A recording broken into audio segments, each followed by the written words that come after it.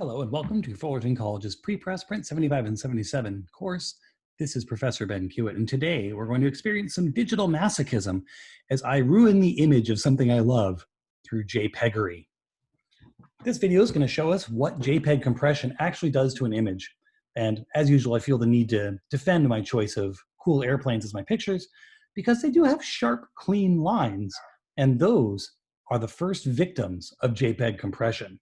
High contrast, sharp lines have trouble being remembered because of how JPEGs work. So while this image is already a JPEG, let me zoom in for us here.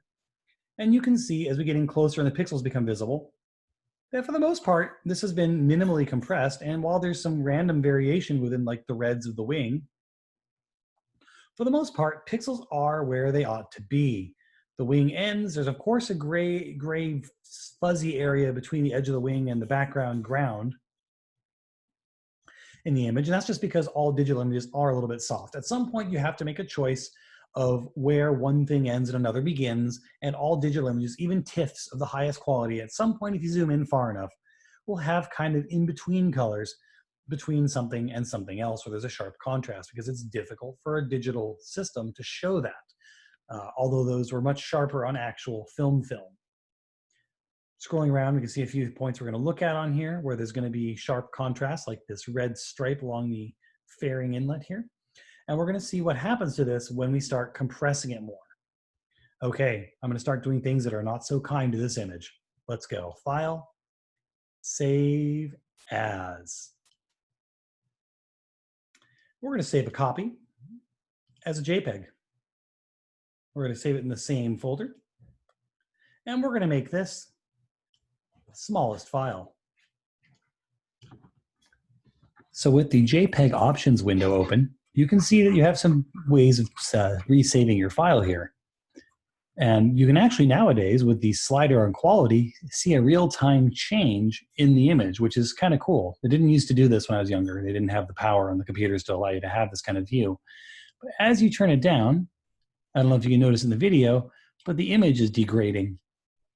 Let's take it all the way to the bottom. Boom. Do you guys see the difference? Let's go all the way up and all the way down real quick. All the way up, all the way down. Okay. So now I'm going to open up what I just made. I just have to open. And here we are in the copy JPEG that we made. Let's zoom in on this a little more. Ooh, can you guys see those differences? I like doing this once or twice because you can really see what JPEG does. You understand how it works and how it saves. What is it doing to make these files smaller in file size while still more or less looking like a picture to a human? They've done a lot of work psychologically to figure out what is the bare minimum necessary for human recognition of an image and stay just slightly on the good side of that. Obviously, if you zoom out and the pixels get smaller, even though the image itself is no longer the same image, this still looks like a YF16. But when you zoom in more and more, you can tell that there are not only some things wrong, but you can see the relative size of squares, these tiles of 1, 2, 3, 4, 5, of 64. Huh, that's an interesting number on a computer now, isn't it? That's a base 2. So 64 pixels, each 64 pixel square takes an average of what was in it before it was compressed.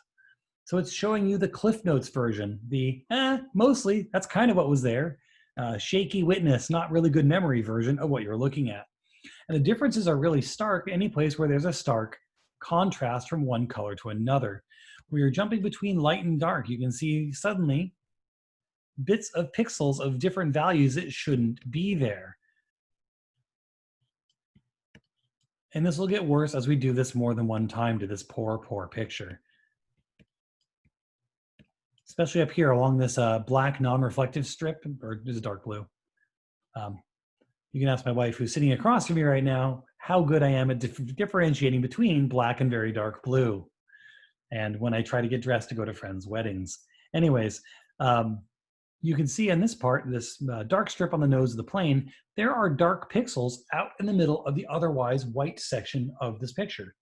What are these dark pixels doing here? Well, in order to maintain the overall average of what it was seeing, it needed a certain number of dark pixels and a certain number of light pixels, and it kind of remembers more or less where they were, but it also randomly distributes them to make sure that the balance is still there.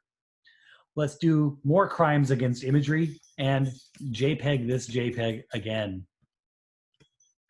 File save as, JPEG copy to. We're starting out with not the greatest picture. And let's bring that down to low, low, low, low, low, low, low, and see what that gives us. Okay. And now we're back, and we can see that now not only did it take an average of each of these squares, but each square is an average of other squares. Here's a spot on the plane where there should be a nice smooth line painted red, the fairing that blends the wing into the fuselage and into the nose, just abruptly ends, and there's a square hole cut out of what used to be part of the image. When you zoom out, you don't really notice it that much, but it was there and now it isn't. Other places back here, what's going on with the engine nozzle, it's just all over the place. Anything like text where there were words, can you even sort of tell that says why? I guess if you zoom out enough, you can kind of make sense, but as you come into this thing, it's not supporting the detail that was once there. Or in luck, that's the Air Force is still legible there. Anyways, JPEGs. JPEG compression works like packing for a trip, where if all your clothes don't fit into the suitcase, you simply close the lid, take a pair of scissors, and cut off the parts that don't fit in the suitcase, and there, it all fits.